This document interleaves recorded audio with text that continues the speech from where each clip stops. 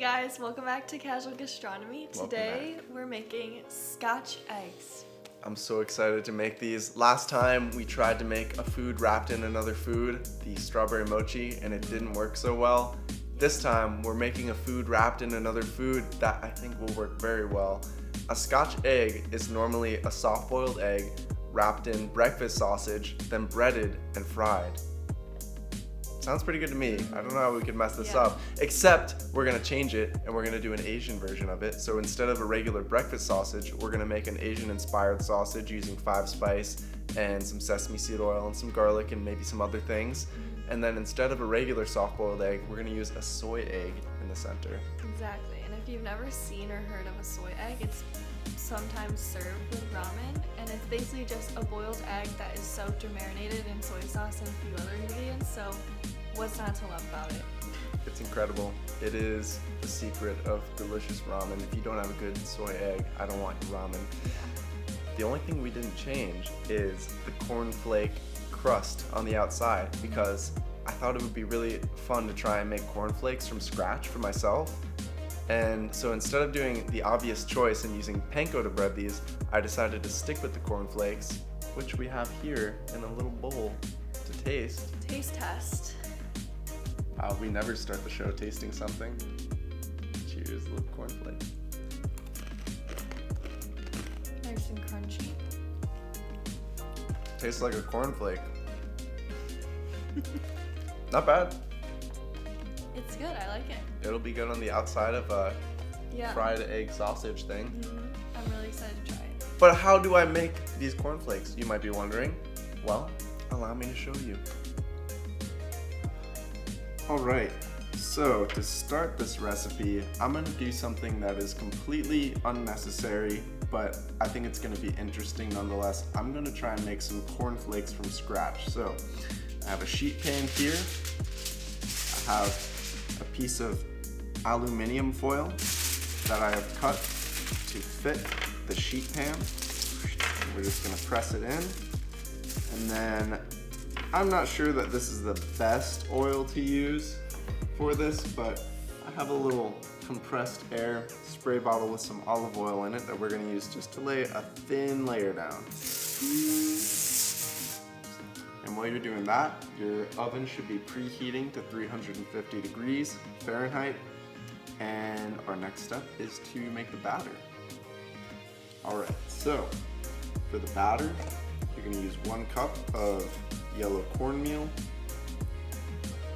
1 tablespoon of sugar.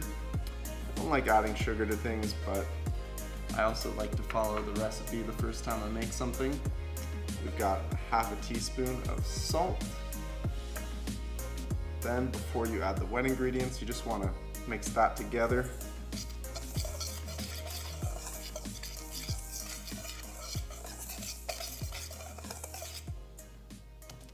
Dokes. Then you're going to add in 2 teaspoons of vanilla extract and 2/3 of a cup of water.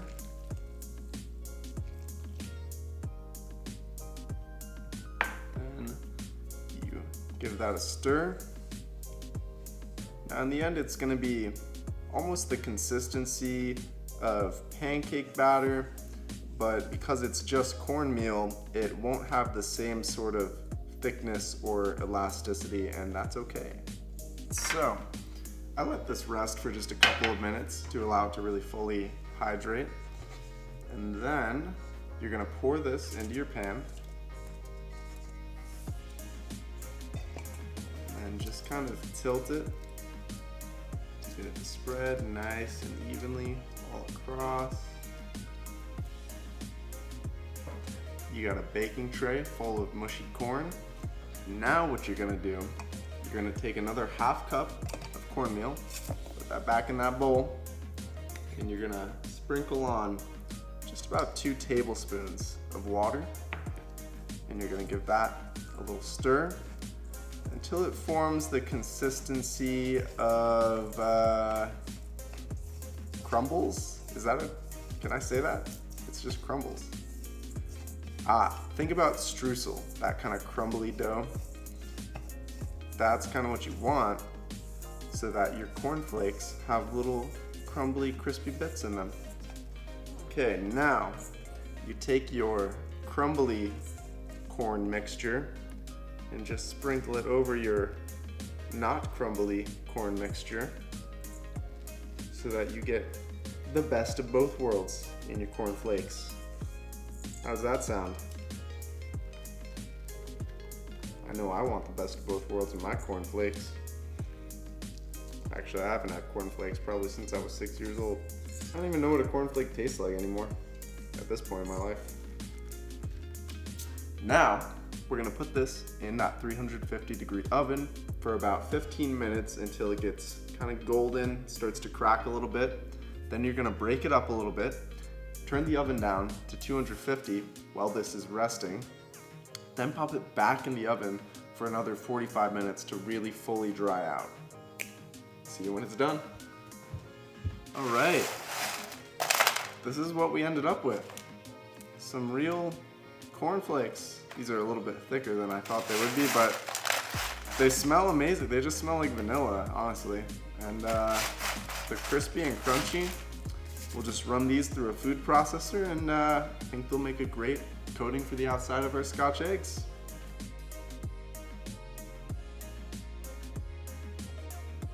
Okay, so now for the sausage, we have 1 pound of ground pork, and then we're gonna add 1.5 teaspoons of Chinese 5-spice, 1 teaspoon of brown sugar,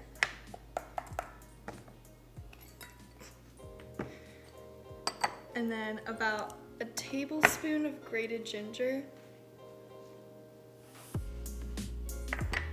2 cloves of garlic,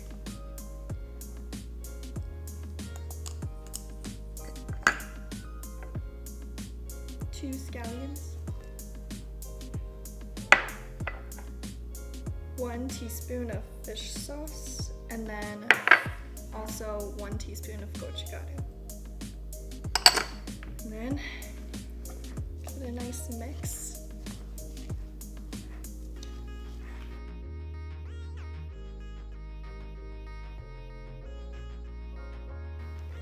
Okay, so once it's all mixed up, we're gonna try and separate them into like 6 different sausage balls. Tip, so it's easier and like the sausage doesn't stick to your hands when you're forming them, you can dip your fingers in cool water.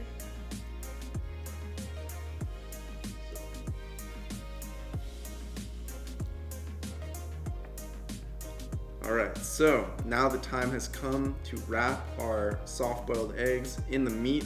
I have here these soy eggs, which I made last night. I just soft-boiled some eggs for 6 minutes, let them cool, and then dropped them into this mixture of soy sauce, mirin, rice wine vinegar, and garlic and crushed red pepper. You can find the full recipe for that in the description. I'm gonna take one of my eggs. I'm gonna get some water on my hands so the meat doesn't stick too much. And then I'm gonna take one of these little patties and flatten it out. Decent amount. Ooh, still a little sticky, but pop our egg in the center. And then you just start working the sausage up around the side until the whole egg is covered. I don't know any really great technique to do this except just keep working at it until you see what you like.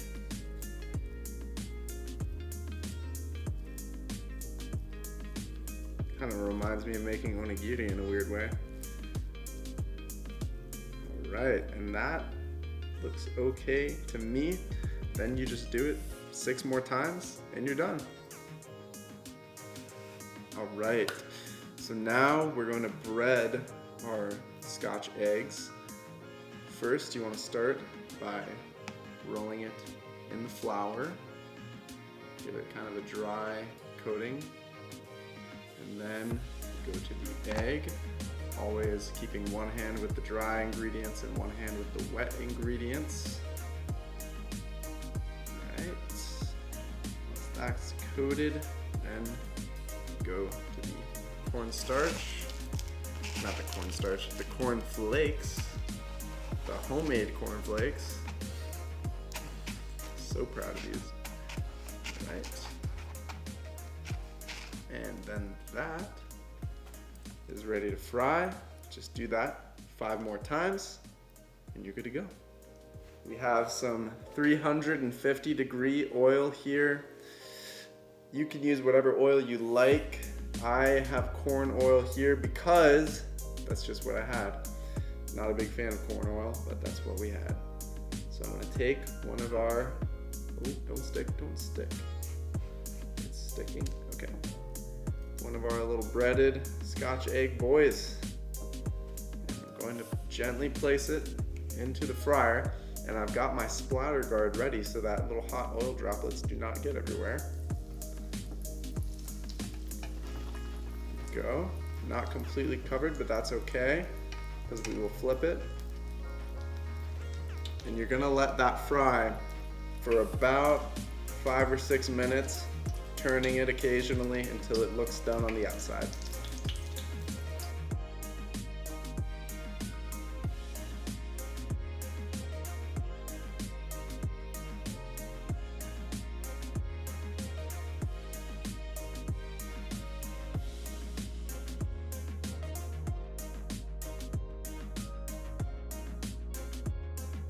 Alright, so we finished making our Asian-inspired Scotch egg, and I'm so excited. It smells delicious. It was reasonably easy to make, and also the lighting is really good right now, so I'm just very happy. It's a good day. It's been a good day. Shall we try this? Yes, let's try it. Oh, before we cut in, I just want to explain. So we have the egg and the sausage, and then I made a little sauce really quick out of the marinade for the eggs. I just added a little bit more mirin, and I made a cold slurry out of cornstarch and water. And once the marinade had boiled down a little bit, I added that in and just kept stirring until it thickened. And then we just used that to drizzle over the eggs. We threw on a couple of scallions and some sesame seeds. Put it on a bed of alfalfa sprouts, and there's a little whole grain mustard on the side to put on there for a little vinegary bite. Let's try it. Let's go. And the egg's still a little bit runny. Oh, you know what I heard recently? The guy from Food Wishes, I really like this. He was saying how runny is not a very appealing word. You know, you don't want to eat something that's runny. Yeah. So he said, we're gonna call it a molten egg from now on. It's molten. Like molten lava cake. Everyone loves that. Exactly. All right, cheers. That? Oh, what? I was gonna say, what do you think? It's really good. The sausage is like the filling of a dumpling, like a pork dumpling. That's what it tastes like. Mm-hmm. And then, of course, the egg is delicious because I love soy eggs. And the yolk is still molten. And then the outside is really crispy and crunchy, but not too thick where it's like overpowering. Yeah, it just tastes like a little crunchy layer on the outside. Yeah. I don't feel like I'm eating something fried per se. Yeah, no, it still feels like fresh. It's not like a heavy dish. This would honestly make such a good breakfast. It would. If you had the time to make a Scotch egg in the morning, you can do the eggs and the sausage. You can even bread them ahead of time and then just fry it in the morning. Yeah, it would be a fun little dish to make for like a brunch that you have with your friends at your house or something. It would like be so good for brunch. Maybe a little Parmesan cheese over it even. Yeah. You have to have cheese Really at brunch. good. That's like mandatory. Mm-hmm. Seriously, so good. Such a nice combination of flavors and textures. Really fun.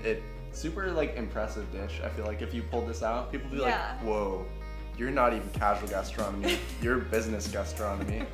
Professional gastronomy. Oh yeah, that's what we were saying when we were like putting the scallions and sesame seeds on. We were like, this looks like it could be served at a restaurant. Yeah, and I'm super happy with this one because I think this is one of the most original things we've made, except for the crispy rice.